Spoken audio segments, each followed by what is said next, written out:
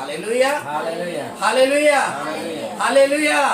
आइए हम कहें कि मुझे परमेश्वर की उपस्थिति में रहना है। हालेलुया। अगर तुम लोग नए हो तो सब्सक्राइब करो, वो जो लाल वाला बटन है उसके साथ स्कैम करो या फिर महफिल जमाओ, मुझे नहीं पता, बस क्लिक हो जाना चाहिए। अब मैं भी जा रहा हूं, मुझे पार्क में स्टंट्स मारने जाना है। बाय। हेलो गैस, मेरे यूट्यूब चैनल में आप सभी का स्वागत है। दोस्तों अभी हम जा रहे हैं छतरपुर में। एक सिस्टर रहती है, दीदी रहती है, उनके घर में हम लोग कुछ मीटिंग के लिए जा रहे हैं। उन्होंने हमें इनवाइट किया है। प्रभु की दया है कि हम 10-12 लोग जा रहे हैं और हमारे बीच में प्रभु की उपस्थिति बनी रहे आने वाले समय तक, कि हम प्रभु की सेवा करते रहें। दोस्तों आप लोग की सपोर्ट हो तो हम दुनिया भर ऐसे ही प्रभु की सेवा करते रहेंगे। अभी इस वक्त हम जा रहे हैं जहाँ की छतरपुर मैपलपुर के रोड में, सॉरी बसंत कुंज के रोड में है, जहाँ CNI चर्च है उसी के बगल है। जहाँ की हम तो देखे नहीं हैं, लेकिन ये लोकेशन जो व्हाट्सएप में आया है उसके ज़रिए देख के हम जा रहे हैं।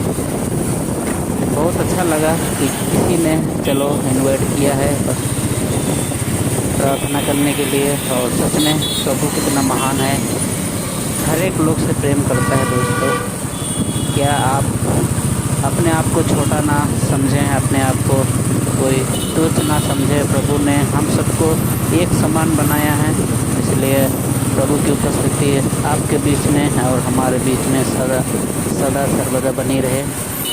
दोस्तों इस छोटी सी वर्शिप सॉन्ग को मैं आप लोग को सुनाना चाहता हूँ। यीशु मसीह तेरे जैसा है कोई नहीं, तेरे चरणों में झुके आसमान और महिमा गाए ज़मीन। यीशु मसीह तेरे जैसा है कोई नहीं, तेरे चरणों में झुके आसमान और महिमा गाए ज़मीन। खुदावन यीशु मसीह के नाम में आप सबों को जय मसीह की एंड गुड इवनिंग। दोस्तों सच में खुदावन कितना महान है कि आपसे और मुझसे प्रेम करता है। क्या ही करुणा की बात है दोस्तों, प्रभु ने आप सबको संभाल के रखा और मुझे भी संभाल के रखा। दोस्तों परमेश्वर कितना दयालु है और कितना महान है कि आपको प्रभु ने फिर से एक मौका को दिया कि आप खुदा के सामने जाकर उसकी महिमा और स्तुति करें। धन्यवाद दोस्तों। अगर इस वीडियो को आपको अच्छा लगता है तो प्लीज़ लाइक कीजिए, शेयर कीजिए और कमेंट कीजिए अच्छे और यीशु के साथ रिश्ता बना के रखिए। खुदा आपको ब्लेस करेगा, लंबी उम्र देगा। धन्यवाद दोस्तों। क्या आप जानते हैं ये बाइक मुझे कैसे मिला? दोस्तों ये बाइक मुझे प्रभु की सेवा करने के लिए खुदा ने मुझे गिफ्ट किया है और प्रभु की उपस्थिति में सदा रहिए, सदा के लिए आपको भी खुदा ब्लेस करने जा रहा है। खुदा ने आपको यूं ही वेस्ट करने के लिए नहीं बनाया कि आप गंदे रास्ते में जाएं, खराब रास्ते में जाएं। ऐसा खुदा नहीं चाहता, बिल्कुल भी नहीं चाहता। खुदा यही चाहता है कि आप अच्छे रास्ते में जाएं, आप बहुत से आशीष को प्राप्त करें और यीशु के पास अच्छी रिश्ता को बनाए रखें। खुदावन की महिमा और स्तुति युग न युग करते रहिए। थैंक यू सो मच दोस्तों। अगर ये वीडियो सच में आपको अच्छा लगता है तो प्लीज़ एक दूसरे के साथ शेयर कीजिए और अच्छे कमेंट कीजिए।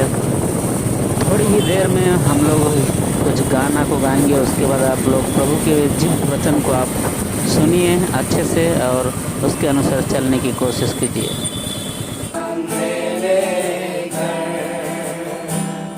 मुझे यीशु बुला रहा, यीशु बुला रहा,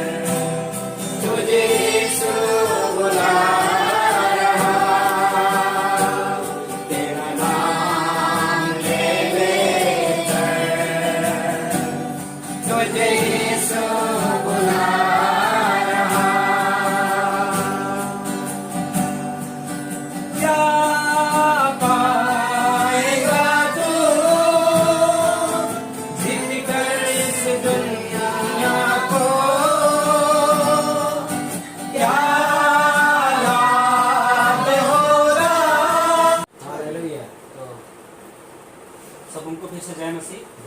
और इस वक्त प्रभु के दास उपस्थित है और साथ ही साथ हम उस जीवित परमेश्वर की हम लोग गवाही को सुनेंगे, है ना, जो कि पवित्र शास्त्र में लिखी हुई है। और उस बातों को हम बड़े ध्यानपूर्वक से सुनेंगे। प्रभु का जीवित कलाम जो कि आज भी जीवित है और आने वाले समय तक जीवित रहेगा जब तक यीशु मसीह नहीं आएगा। आज हम चर्च में भी सुन रहे थे कि जब ये बाइबल उठा लिया जाएगा, यानी जो आपने लिखी हुई बातें जो काला काला सा दिखता है वो सारी वाइट हो जाए, है ना, ये पन्ना का पाना रह जाए, वाइट वाला खत्म, ब्लैक वाला ख़त्म हो जाए। इसीलिए प्रभु का वचन हम बड़े ध्यानपूर्वक से सुनेंगे, जो कि एक दो शब्द क्यों ना हो वो हमारे हृदय में रख छोड़ने पाए और उस वचन के द्वारा हमारा जीवन, है ना, सफल हो, अच्छे संस्कार के जैसा हम रहें और प्रभु के कलाम से हम आगे बढ़ते जाएँ। तो मैं चाहूँगा, हमारे बीच में पास्टर रोशन है, हमारे बीच में प्रभु के जीवित वचन को लेकर आए हैं और हमारे बीच में शेयर करें। आइए हम ताली के द्वारा स्वागत करें। हालेलुया। सबको जय मसीह की फिर से प्रभु यीशु मसीह के नाम में प्रभु का धन्यवाद हो। परमेश्वर ने फिर से एक बार आज ये खूबसूरत अवसर दिया कि हम सब यहाँ पर एकत्रित हैं ताकि हम परमेश्वर के गुण भरी बातों को हम सीख सकें। और परमेश्वर ने जो अपने दासों के साथ किस प्रकार से रहा उन दिनों में, जब अपने दासों को वो नियुक्त किया था अलग अलग जगहों में वचन को सुनाने के लिए, अलग अलग लोगों के जीवन में एक नए उमंग को, नई आशीषों को और एक नई बरकतों को उनके जीवन में लाने के लिए परमेश्वर ने अपने दासों के साथ बहुत सारे ऐसे घटनाएं उनके साथ हुआ, बहुत सारे ऐसे बातें जो हुआ, बहुत सारे ऐसे रहस्यमय बातें जो हुआ है, जो कि आज हम उन रहस्यमय बातों से हम दूर हैं और उन रहस्यमय बातों को आज हम बहुत सारे ऐसे बातें हैं जो हम नहीं जानते हैं। लेकिन जब हम इन सारे वचनों को, परमेश्वर के वचनों को जब हम लोग पढ़ते हैं, इस पवित्र शास्त्र को जब हम लोग पलटते हैं इन पन्नों को, तो हमें बहुत सारे ऐसे बातों को हमें सीखने को मिलता है जो कि हमारे जीवन के लिए एक आत्मिक उन्नति का कारण बनती है। Hallelujah, hallelujah. और लगातार पिछले 2 सप्ताह से हम लोग सीखते आ रहे हैं जोना नबी के जीवन से, जो कि परमेश्वर ने उसको एक भविष्यवक्ता करके, एक नबी करके उनको नियुक्त किया था और परमेश्वर उनके जीवन के जरिए वो अपना कार्य को करना चाहता था, अपनी इच्छा को परमेश्वर पूरी करना चाहता था और अपने उस महान शक्ति को वो प्रकट करना चाहता था, अपने उस महान शक्ति को अपने प्रजाओं के बीच में वो दिखाना चाहता था कि तुम्हारा परमेश्वर कितना सामर्थ्यशाली है। Hallelujah, hallelujah. और जोना को परमेश्वर ने एक नबी करके उनको चुना था और वो अपने उस समय में जाना जाता है कि उसके जीवन में दुख भरा जीवन जिया, बड़ा ही दुख और संकट उसके जीवन में आया। किसके जीवन में? योना नबी के जीवन में। तो आइए आज हम लोग जानेंगे कि योना नबी के जीवन में इतना दुख संकट क्यों? आखिर परमेश्वर ने ही तो उसको भी बुलाया था, नाम लेके उसको बुलाया था, उसको अभिषेक किया था अपने काम करने के लिए, अपनी इच्छा को पूरी करने के लिए, अपने प्रजाओं के बीच में जाकर शुभ संदेश को सुनाने के लिए योना को परमेश्वर ने नियुक्त किया था, अपॉइंट किया था, ताकि मेरे संदेश को लेकर मेरे लोगों के बीच में जाए, ताकि मेरे वचन को सुनकर लोगों का जिंदगियां बच जाए। Hallelujah, hallelujah. लेकिन जोना के जीवन में जब हम इस नबी के जीवन काल को, इसकी जीवनी को जब आप और हम पढ़ते हैं जोना नबी की किताब में, तो हम लोग देखते हैं कि बड़ा ही दुख भरा जीवन जिया। योना नबी की किताब उसका 1 अध्याय, उसका लास्ट वचनों को जब हम लोग पढ़ते हैं तो लिखा है कि जोना 3 दिन तक उस समुद्र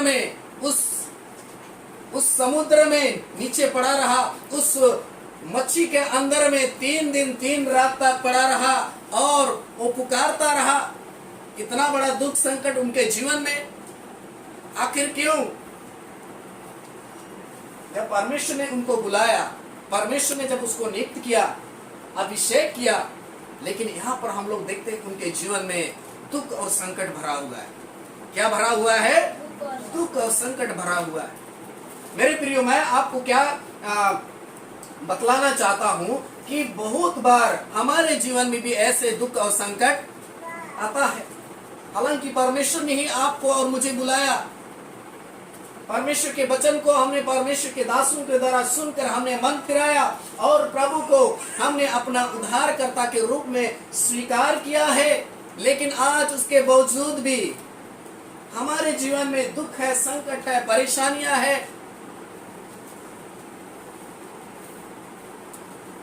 दुख और संकट से हम घिरे हुए हैं। आज भी बहुत सारे ऐसे भाई बहन हैं, आज भी ऐसे बहुत सारे परिवार हैं जो दुख और संकट में पड़े हुए हैं। दुख और संकट उनके चारों तरफ है और उनको कोई राह नहीं दिख रहा है। ऐसे समय में हमें क्या करना चाहिए? तो आइए मेरे प्रियो, हम जोना नबी के जीवन से हम लोग कुछ बातों को सीखते हैं कि हमें ऐसे दुख और संकट के समय में हमें क्या करना चाहिए। और आखिर हम ये भी जानेंगे कि आज जोना नबी के जीवन में इतना दुख और संकट क्यों आया, इसका जीवन दुख और संकट से भरा हुआ आखिर क्यों है। मेरे साथ निकालिए जोना नबी की किताब, उसका 1 अध्याय और उसका 14 वचन से आप पढ़िएगा उसका 17 वचन तक। यहाँ पर हम लोग कुछ बातों को हम लोग देखते हैं। उन्होंने यहोवा को पुकार कर कहा, हाँ, हे यहोवा, हे यहोवा, हम विनती करते हैं कि इस मनुष्य के प्राण के बदले हमारा नाश न हो, हाँ, और न हमें निर्दोष की हत्या का दोषी ठहरा। जी, क्योंकि हे यहोवा, जो कुछ तेरी इच्छा थी वही तूने किया है। हाँ, तब उन्होंने योना को उठाकर समुद्र में फेंक दिया और समुद्र की भयानक लहरें थम गई। तब उन मनुष्यों ने यहोवा का बहुत ही भय माना और उसको भेंट चढ़ाई और मन्नतें मानी। जी, यहोवा ने एक बड़ा सा मत्स्य ठहराया था कि योना को निगल ले, और योना उस महामत्स्य के पेट में 3 दिन और 3 रात पड़ा रहा। हाँ, यहाँ लिखा, यहाँ पर दुख और संकट देखिए कि एक नबी जिसको परमेश्वर ने चुनकर अभिषेक किया है, अलग किया है, अपने प्रजाओं में से विशेष अभिषेक करके उनको अलग किया है कि ये व्यक्ति, ये जन मेरे प्रजाओं के बीच में जो आज मेरे वचन से दूर हैं, आज मेरे प्रेम से रहित हैं, उन तक ये जाए और मेरे शुभ संदेश को लेकर जाए और प्रचार करें, ताकि वो वचन को सुनकर वो मन फिराए और मेरे बारे में वो क्या करें, जान पाए और मुझसे प्रेम करने वाले और मेरी आराधना करने वाले बने। लेकिन यहाँ पर योना नबी के बारे में लिखा है कि वह 3 दिन और 3 रात मगरमच्छ के पेट में पड़ा रहा। क्या योना का कोई शौक था उसके अंदर में? क्या उसको ऐसे लग रहा था कि मैं बेसमेंट में पड़ा हूँ, बहुत अच्छा लग रहा है ठंडा ठंडा मगरमच्छ के अंदर में? क्या इस शौक से? नहीं, ये मुसीबत में है, दुख में है, जिससे मगरमच्छ के पेट में उनको 3 दिन 3 रात उनको रहना पड़ा। ना कोई खिड़की है, ना हवा घुसने के लिए। क्या पता मगरमच्छ मुंह खोल ही नहीं रहा होगा, है ना। जितना सांस ले रहा है मगरमच्छ, उसी से उनको भी अंदर सांस मिल रहा होगा। महामच्छ, यहाँ एक ट्रांसलेट में मगरमच्छ लिखा हुआ है। इस ट्रांसलेट को आप पढ़ेंगे तो इसमें मगरमच्छ लिखा है, इसलिए मैंने मगरमच्छ का अलग अलग ट्रांसलेट में महामच्छ लिखा है। हालेलुया। एक बहुत बड़ी मछली, एक बहुत बड़ी मछली जो उसी समुद्र में था, जो परमेश्वर ने उसको योना नबी को बचाने के लिए उसको इस्तेमाल किया। Hallelujah, hallelujah, hallelujah. क्योंकि जिस नाव में, जिस जहाज में योना जो भाग रहा था, उस जहाज में जो लोग थे, ये यहाँ पर कहते हैं, तब उन्होंने यहोवा को पुकार कर कहा, हे यहोवा, हम विनती करते हैं कि इस पुरुष के प्राण की शांति हमारा नाश ना हो और ना हमें निर्दोष की हत्या का दोषी ठहरा, क्योंकि हे यहोवा, जो कुछ तेरी इच्छा थी वही तूने किया। हालेलुया। ये क्या कह रहे हैं, ये जो जहाज वाले, ये क्या कह रहे हैं कि जो कुछ तेरी इच्छा थी वही तूने किया। Hallelujah, hallelujah.